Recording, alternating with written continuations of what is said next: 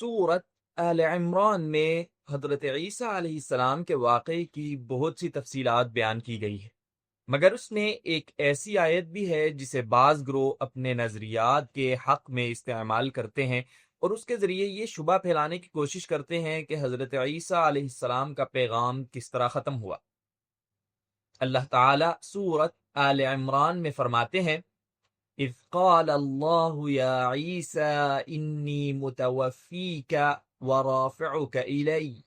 اور اس آیت کا درست مفہوم ترجمے میں واضح طور پر بیان کیا گیا ہے، لیکن ان لوگوں کا دعویٰ یہ ہے کہ عربی میں لفظ متوفیک کا مطلب وہ نہیں جو ترجمے میں لکھا ہے۔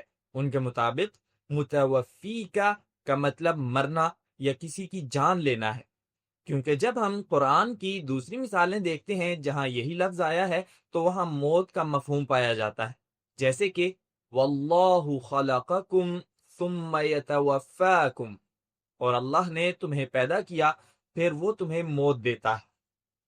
لہذا ان کے دعوے کے مطابق حضرت عیسیٰ علیہ السلام دراصل فوت ہو چکے ہیں۔ اگرچہ بظاہر یہ بات معقول لگتی ہے، لیکن حضرت عیسیٰ علیہ السلام کے بارے میں یہ مفہوم لغوی اور تفسیری دونوں لحاظ سے غلط ہے۔ اب آئیے اس مسئلے کو مرحلہ وار سمجھتے ہیں کہ اس میں خرابی کہاں ہے اور درست مفہوم کیا ہے۔ لفظ متوفی کا اصل میں توفا کے مادے سے، اور اگرچہ یہ موت دینا کے مفہوم میں استعمال ہوتا ہے، لیکن یہ اس کا واحد مطلب نہیں۔ یہ لفظ لینا، پورا دینا یا صلح دینا کے مفاہیم میں بھی آتا ہے، یعنی اس کے کئی مختلف استعمالات ہیں۔ جیسا کہ قرآن کی مثالوں سے واضح ہے، اللہ تعالیٰ فرماتے ہیں ثم توفى كل نفس ما كسبت، پھر ہر جان کو اس کے کیے کا پورا بدلہ دیا جائے گا۔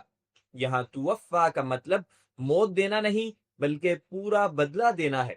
اسی طرح ایک اور جگہ فرمایا گیا وَهُوَ الَّذِي يَتَوَفَّاكُم بِاللَّيْلِ وَيَعْلَمُ مَا جَرَحْتُم بِالنَّهَارِ، وہی ہے جو رات کو تمہیں نیند میں قبض کر لیتا ہے اور دن میں تمہارے اعمال کو جانتا ہے۔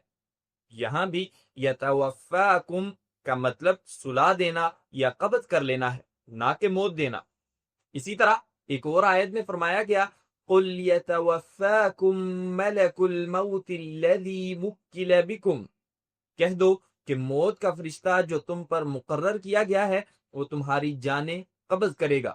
لہٰذا یہ کہنا درست نہیں کہ لفظ توفا صرف موت دینے کے معنی میں آتا ہے، جیسا کہ ہم نے دیکھا اس کے کئی معانی ہیں۔ اب سوال یہ پیدا ہوتا ہے کہ جب اس لفظ کے کئی معنی ہیں تو ہم کیسے طے کریں کہ یہاں کون سا معنی مراد ہے؟ ہم کیسے جانیں کہ متوفی کا مطلب یہاں موت دینا نہیں بلکہ لینا ہے؟ اس کا جواب تفسیر کے پہلے اصول میں ملتا ہے، یعنی قرآن کی تفسیر قرآن سے کرنا۔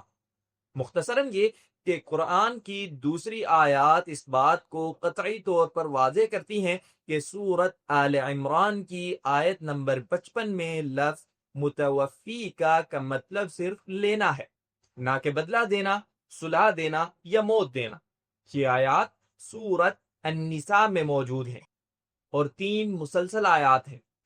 پہلی آیت میں صاف طور پر کہا گیا ہے کہ وَمَا قَتَلُوهُ وَمَا صَلَبُوهُ، نہ انہوں نے اسے قتل کیا نہ ہی سولی پر چڑھایا۔